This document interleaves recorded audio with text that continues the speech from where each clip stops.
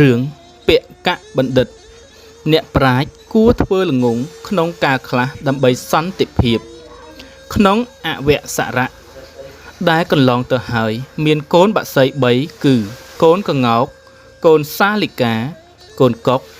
នៅអាស្រ័យក្នុងសម្បុកលើមេឃប្រឹក្សាចិត្តគ្នាសម័យនោះមានថ្មព្រៃ3នាក់នៅក្នុងដែនកម្ពុជាបាននាំគ្នាចរចូលទៅក្នុងព្រៃដើម្បីចាប់មរឹក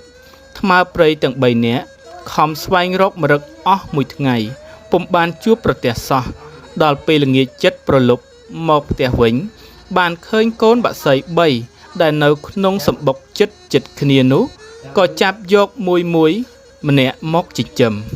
ឯថ្មព្រៃទាំង3រូបនោះមានសេចក្តីស្រឡាញ់ចំពោះកូនបក្សីទាំង3ហាក់ដូចជាកូនបង្កើតបានគិតគ្នាថាយើងខំចិញ្ចឹមរក្សាបង្រៀនឲ្យមានបែបបទល្អហើយយកទៅថ្វាយស្ដេចជាគ្រឿងបណ្ណាការថ្មព្រៃម្នាក់ដែលចិញ្ចឹមកូនក្ងោកខំបង្ហាត់ឲ្យចេះពងចេះរាំចេះក្រាបសំពះឯក្ងោកជាសត្វមានគំនិតខ្លីក៏ចេះតែខំធ្វើតាមដរាបដល់ចេះពងចេះរាំចេះក្រាបសំពះដោយបំណងរបស់ម្ចាស់ថ្មព្រៃម្នាក់ទៀតដែលចិញ្ចឹមកូនសាលិកាក៏ខំបង្ហាត់បង្ហាញឲ្យរៀននិយាយភាសាមនុស្សសាលិកាជាសត្វមានគំនិតខ្លីខំប្រឹងនិយាយតាមដរាបដល់ចេះនិយាយជាមួយនឹងមនុស្សបានឯថ្មព្រៃម្នាក់ទៀតដែលចិញ្ចឹមកូនកុកក៏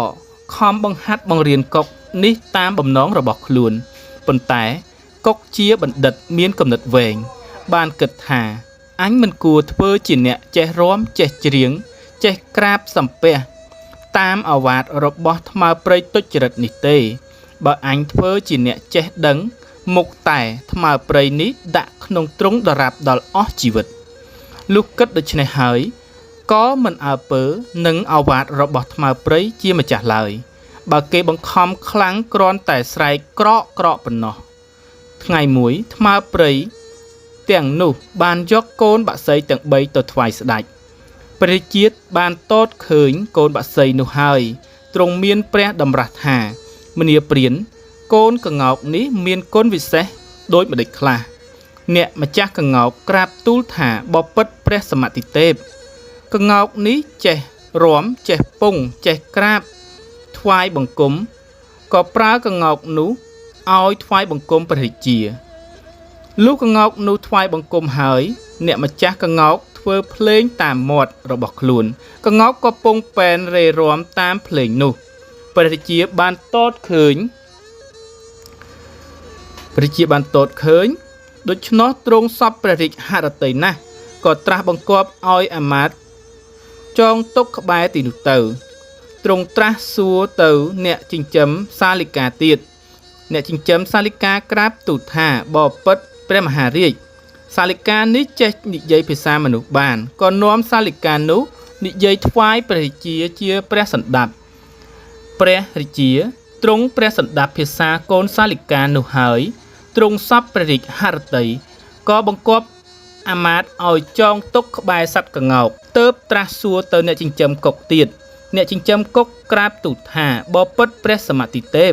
កុកនេះជាសត្វល្ងងបំផុតទោះបីទូលព្រះបង្គំខំបង្ហាត់បង្ហាញយ៉ាងណាក៏ពុំចេះដឹងអ្វីសោះចេះត្រឹមតែស្រែកក្រកប៉ុណ្ណោះកុកបណ្ឌិតកាលបើម្ចាស់របស់ខ្លួនទូលព្រះរាជាដូច្នោះហើយក៏ស្រែកក្រកឡើងលំដាប់នោះព្រះរាជាទ្រង់ព្រះសម្រួលយ៉ាងខ្លាំងទើបបង្គាប់អាមាត្យថាឯងយកកុកនេះទៅលែងទៅកុំទុកព្រោះវាល្ងងណាស់មិនចេះនិយាយស្ដីនឹងគេទេកុកបណ្ឌិតកាលបើអាមាត្យលែងហើយក៏ហើរទៅទុំលើកំពូលប្រាសាទសូត្របទគាថាជាភាសាមនុស្សថាពកោបណ្ឌិតតោរាជៈភាសកច្ចេវមាវច្ចៈមយុរាសាលិកាជេវៈពហូញាតាពហូពុទ្ធាបពិតមហារាជខ្ញុំជាកុកបណ្ឌិតមានប្រាជ្ញាម្ចាស់ខ្ញុំព្រះអង្គ ឲ្យនិយាយខ្ញុំមិននិយាយឡើយដើម្បីដោះខ្លួនឲ្យរួចពីចំណងឯកង្កោកនិងសាលិកាជាអ្នកចេះដឹងច្រើនជាប់ចំណងក៏ច្រើនព្រះជាទ្រង់ព្រះសណ្ដាប់គាថារបស់កុកបណ្ឌិតហើយក៏ទ្រង់បន្លឺនៅព្រះសូសីហនាថថាសាធុសាធុអ្នកជាបណ្ឌិតមានប្រាជ្ញាមែនកុកបណ្ឌិតក៏ហើរទៅតាមវត្ថុបំណងរបស់ខ្លួនដោយសួស្តីលំដាប់នោះព្រះជាទ្រង់ទតឃើញកង្កោកនិងសាលិកាដែលជាប់ចំណងមានមុខក្រៀមក្រំស្រងូតស្រងាត់ក៏ត្រាស់បង្គាប់អាមាត្យឲ្យដោះលែងទៅ